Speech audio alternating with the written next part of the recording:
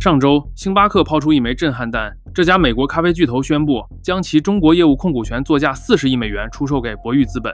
一时间，全球财经圈为之侧目，是谁有如此能量，竟能让星巴克甘愿交出中国市场的半壁江山？星爸爸的买家正是博裕资本，而其背后掌舵人正是前中共领导人江泽民唯一的嫡孙江志成。在本土强敌环伺的压力下，本土咖啡品牌抢走星爸爸大量市场份额，让星巴克中国市场份额由2019年的34%跌到去年的14%。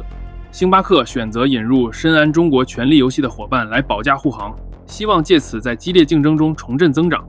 而敢于接盘这块黄金资产的博裕资本，则再一次把红色家族势力的触角伸向全球消费品牌。这桩星巴克中国业务易主的交易背后，暗藏着红色权贵资本在中国商界沉浮兴衰的缩影。江泽民生前常奉行闷声大发财，这是最好的。然而，他的儿子辈由于身处体制内，国企系统并未像某些权贵那样聚敛到天文数字的财富，但江家多年积攒的人脉与资源并未浪费，反而在第三代手中得到充分释放。凭借父辈祖辈铺就的庞大关系网络，江志成将这些隐形资本化为真金白银，让家族财富版图在他手中开花结果，堪称江氏财富集大成者。从垄断免税店的幕后交易，到互联网巨头的股权暗战，再到金融帝国的隐秘布局，直至如今掌控跨国消费品牌的命脉，江志成和他的博裕资本一路踏着权力与财富交织的轨迹前行。现在让我们回到故事的起点，去追溯这位红三代如何建立起自己的资本帝国，以及在时代浪潮中几经起伏的传奇历程。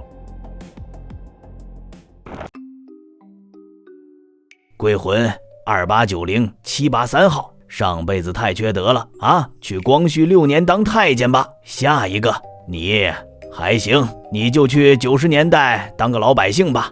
下一个，你上辈子也有点缺德，去60年代啃树皮去吧。别，严处，是我。上个月7月15，我去您家看您来着。谁？给您送了2车金元宝那个。哦，想起来了，你是要去皇上家是吧？对，咱不是说好的吗？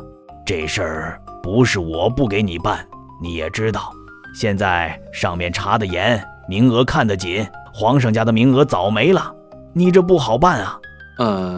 不是不给你办，是难度吧，确实有点大，你懂吧？明白，懂。严处，我在天地银行给您存了5万亿玉皇币。你看你这多不好意思，那我给你努力。皇上是没了，不过总书记家里正好有个空，总书记和皇上也差不多，你就去江总书记家吧，下辈子你就叫江志成。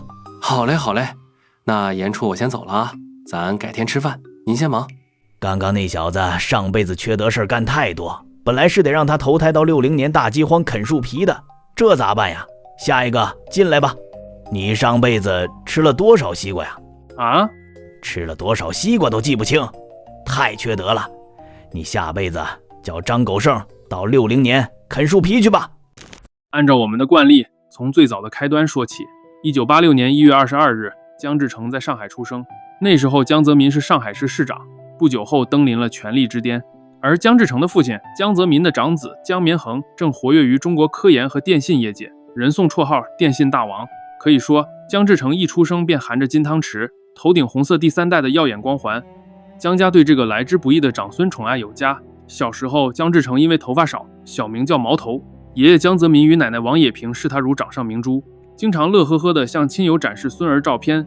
江泽民在繁忙政务之余，也不忘给小毛头讲故事、背古诗、教英文。俄国前总统叶利钦在回忆录中提到，有次他访华与江泽民会谈时，江的孙子居然打来电话请教一道数学题，结果江泽民竟真的暂停了和叶利钦聊天，去给江志成解数学题。堂堂一国领导人为了孙子的功课，连外交礼仪都暂且放在一边，可见这个长孙在他心中的分量。当然，宠爱归宠爱，江家据称也有不纵子孙的家训。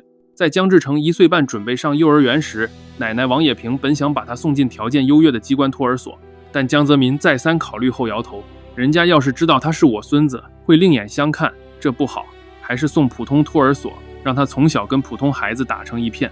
就这样，小毛头被送去了街道办的沪港托儿所，和寻常人家的孩子一起游戏玩耍。一家人吃饭时，餐桌边10几口人围坐，江泽民特地让小孙子挨着自己坐。他叮嘱毛头，把掉在桌上的饭粒一颗颗捡起来吃掉。如果孙子不好好吃饭，江泽民就亲自端过他的小饭碗，加点肉汤鱼汤，一勺勺喂，非要确保孩子把饭吃光不可。实在吃不下时，江泽民甚至会3两口把孙子剩下的饭吃得精光。在这样有爱的家庭环境中长大，江志成既享尽荣光，也被寄予厚望。江家长辈一方面希望他能像普通孩子一样踏实成长，另一方面又对他未来的发展早有布局。这位红3代的人生剧本注定与权力和财富交织在一起。高中毕业，江志成走后门，用艺术特长生的身份进入上海交大，但大学3年级时毅然选择转学赴美，进入哈佛大学深造。毕业后的江志成没有立刻回国享福或谋取公职，而是将目光投向了国际金融中心华尔街。2010年，24岁的他进入著名投行高盛集团，在香港的直投部门任分析师。替他牵线搭桥的人，正是中国 IT 业传奇人物联想集团创始人柳传志之女，时任高盛亚洲直投部董事总经理的柳青。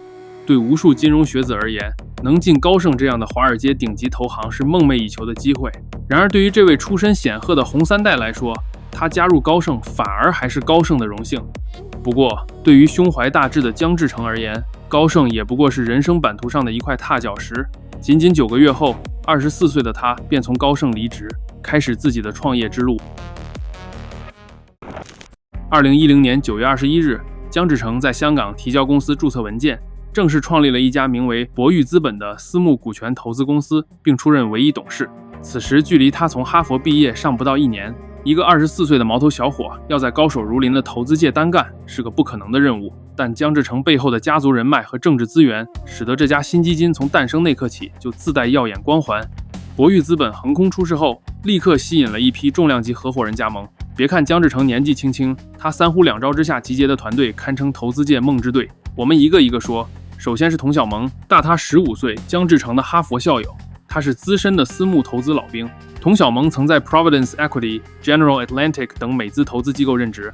当年2008年，江志成暑期在 General Atlantic 实习时，他正是江志成的上司。童小萌与马云私交甚笃，早年他还没去哈佛留学时就与马云相识。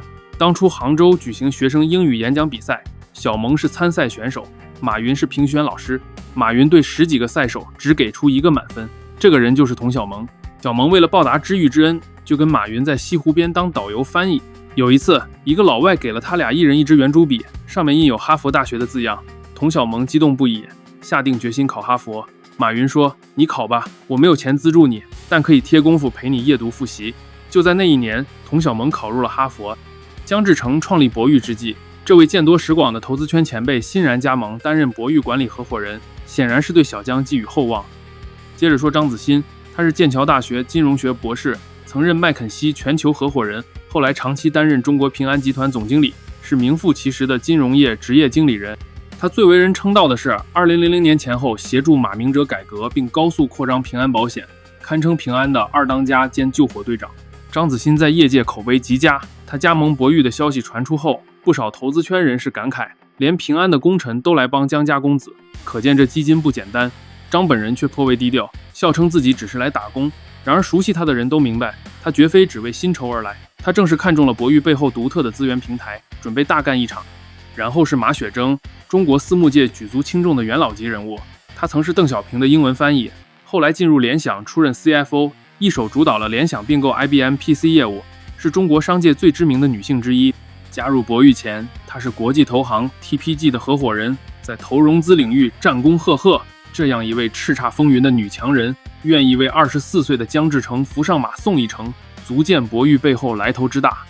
马雪征为博裕带来的不仅是财务和并购操作经验，还有广阔的人脉和国际信誉。联想创始人柳传志曾笑称：“我是在给马雪征打工，足见他能力之强。”而当年马雪征离开 TPG 投奔博裕时，不少人解读为柳氏联想系对江家公子的力挺。他的到来等于将联想家族的影响力注入了博裕，在老一辈实业精英与新生代权贵资本之间架起了桥梁。面对外界议论，马雪征淡然一笑：“我看中的是平台和机会。”私下里他对朋友说：“帮这个年轻人一把，也许能干出点历史性的业绩。”只可惜天不假年，这位女杰于2019年因病早逝。除了管理团队，博裕的早期出资人名单同样星光熠熠。香港首富李嘉诚通过旗下基金在博裕初创时就大笔投资，帮助博裕首期基金募资达到10亿美元。新加坡政府投资公司 GIC 和淡马锡控股亦位列出资人行列，甚至美国纽约州养老基金这样的西方机构资金也对博裕青睐有加。不到1年时间，博裕资本募集首期美元基金便高达10亿美元，这样的成绩即便在亚洲私募圈也属罕见，但对博裕来说却是水到渠成。强大的政商关系网让投资者趋之若鹜。创立伊始，博裕资本便带有隐秘而巨大的政治优势。姜志成本人无疑是最大的关系纽带。马雪征深耕政商多年，人脉通天；张子欣、童小萌各自在金融圈和实业界声望卓著。可以说，博裕天生立于中国关系资本的金字塔顶端，而20几岁的姜志成稳稳坐在塔尖。那比你们不知道高到哪里去了。凭借这层背景，博裕一亮相就拿下了令人瞠目的大买卖。在短短几年内，他接连参与了多个重量级项目，展现出点石成金的惊人才技。凭超凡背景和资本运作能力，姜志成让投资人相信博裕能够将权力转化为财富。一时间，鲜花和掌声簇拥着这位红色少帅。然而，中国政商场上繁华背后往往暗藏风险。在戏剧的后半场，权力的阴影将悄然浮现，考验姜志成能否继续笑傲江湖。博裕资本成立后，旋即开始了大手笔运作。坊间感叹博裕运气逆天，但明眼人心知肚明，哪里是运气，分明是背景使然。接下来，我们聚焦博裕早期的几笔代表性投资，看看这支太子党基金如何在垄断领域和巨额交易中点石成金。博裕横空出世后的开山之作就是收购日上免税行。免税店业务历来是国家严格管控的肥肉，而日上早年居然被一位神秘商人通过特殊渠道拿下，并经营得风生水起。2011年，博裕资本竟能购得日上免税行的控股权，更是让业界瞠目。这等肥水竟真能流进私人腰包？故事得从头说起。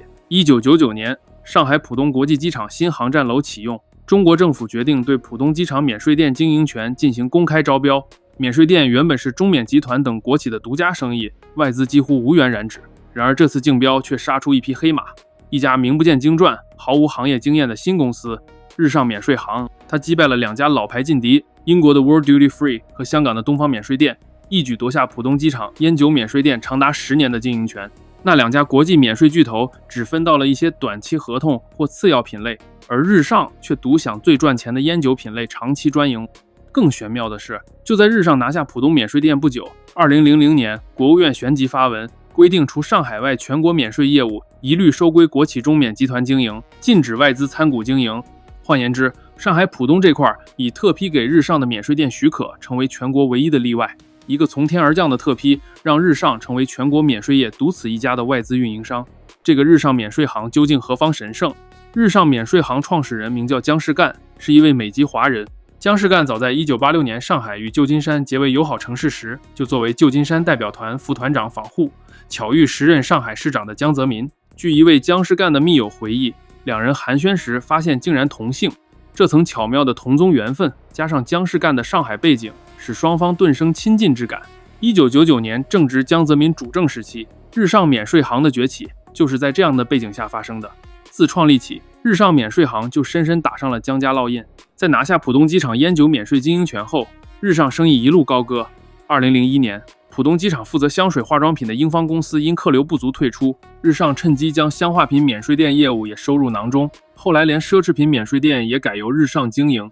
2005年，更大的突破来了，北京首都国际机场3号航站楼免税店招标，日上再次爆冷，力压中免集团这样的央企亲儿子，夺得北京机场10年免税经营合同。凭借几次近乎开挂的竞标胜利，日上免税行的业绩扶摇直上。据公司文件显示，2012年日上免税行营收高达 10.8 亿美元，已成长为中国收入第2大的免税零售商，仅次于国企中免集团，攫取了全国机场免税市场约40%份额。2011年，成立不到1年的博裕资本瞄准了这块肥肉。当年博裕花了8000万美元，从姜世干手中购得日上免税行 40% 股权，一举成为控股股东。入股短短3年内，日上估值翻了好几番。博裕入股时对日上的整体估值约为2亿美元，但根据当时经营数据计算，业界普遍认为日上的实际估值应该是8亿美元。到2013年，根据销售数据评估，认为日上实际价值甚至高达16亿美元。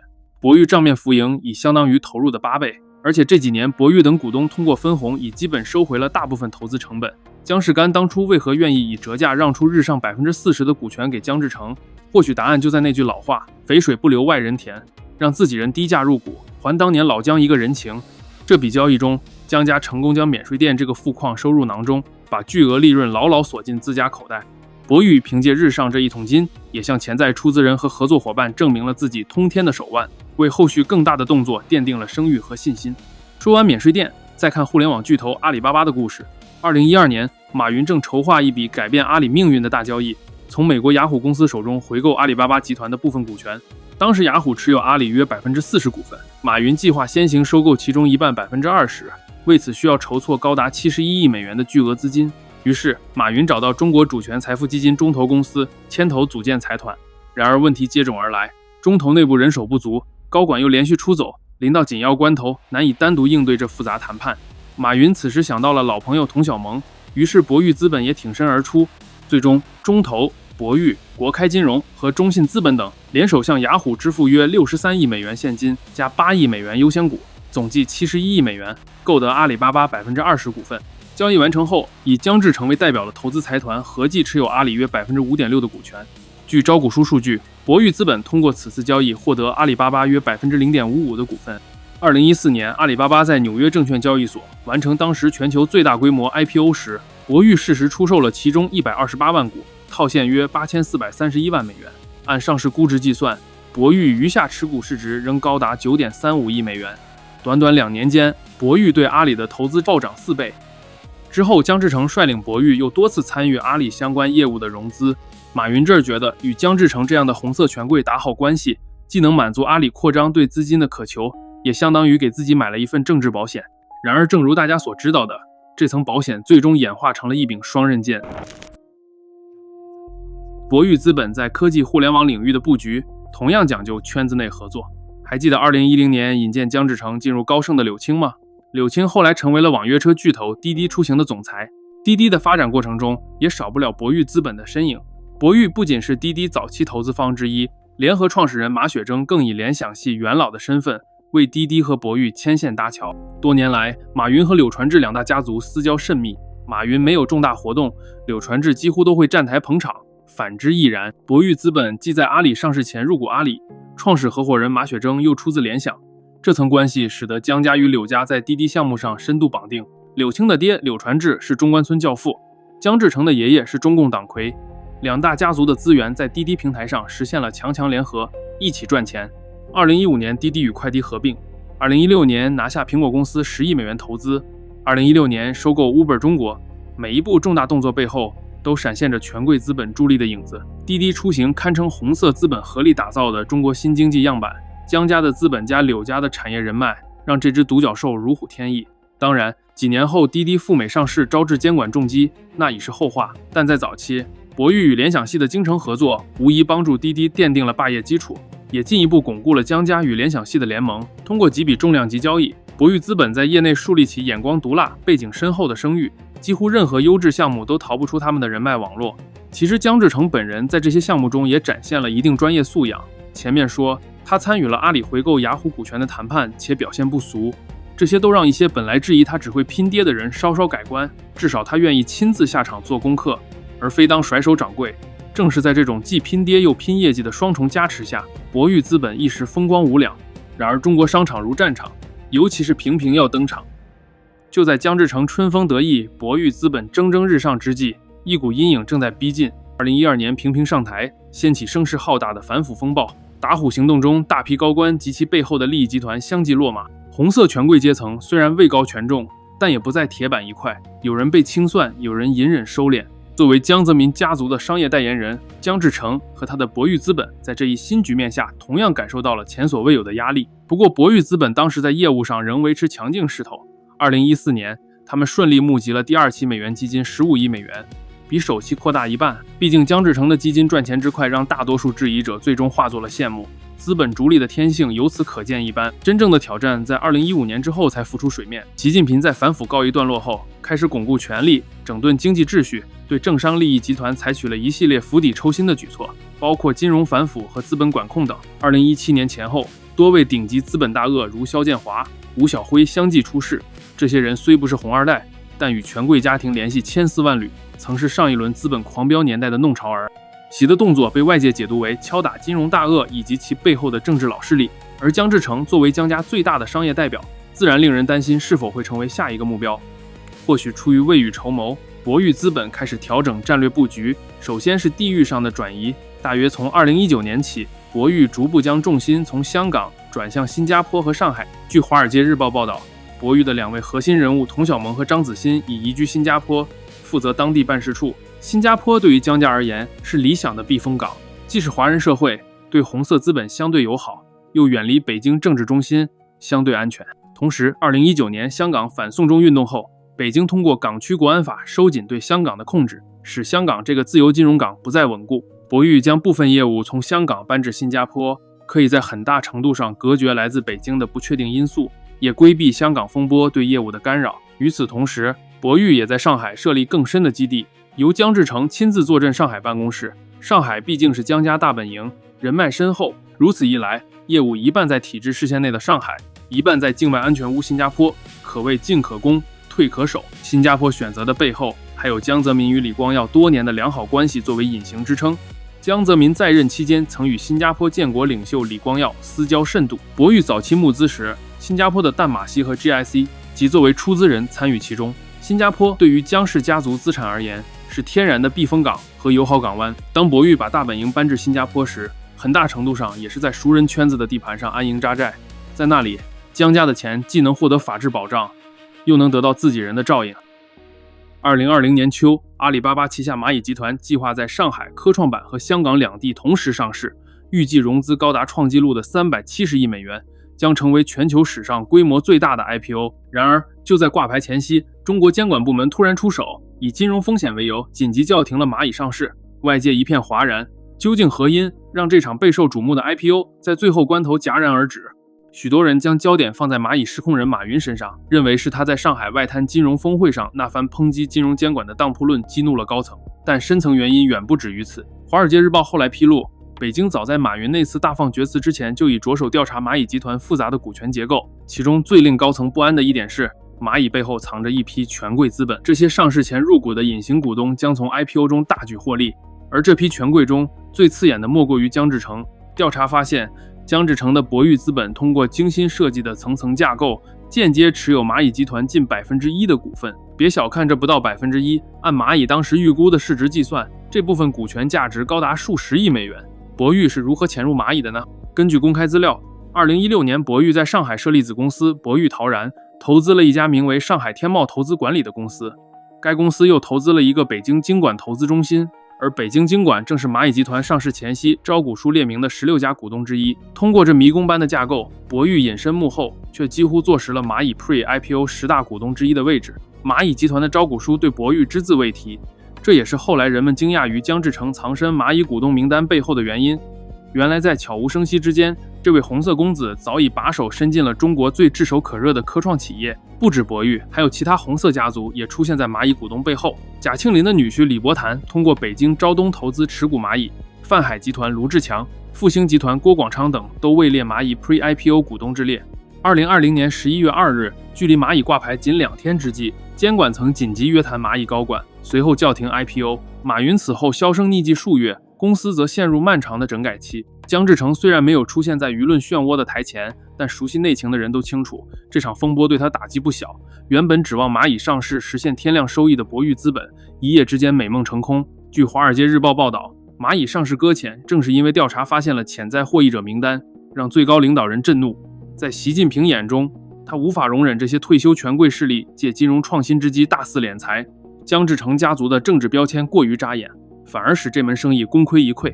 蚂蚁事件之后，中国监管层旋即收紧规则，要求对大型科技公司的股东和资本来源进行更严格审查。可以想见，像博裕这样的隐形利益相关者，未来将更难通过复杂结构藏身幕后。此役过后，姜志成以及卷入蚂蚁风波的其他红色资本都变得格外低调，他们深知龙颜震怒非同小可，在最高领导人特别忌惮的领域，再贪婪也只能悬崖勒马。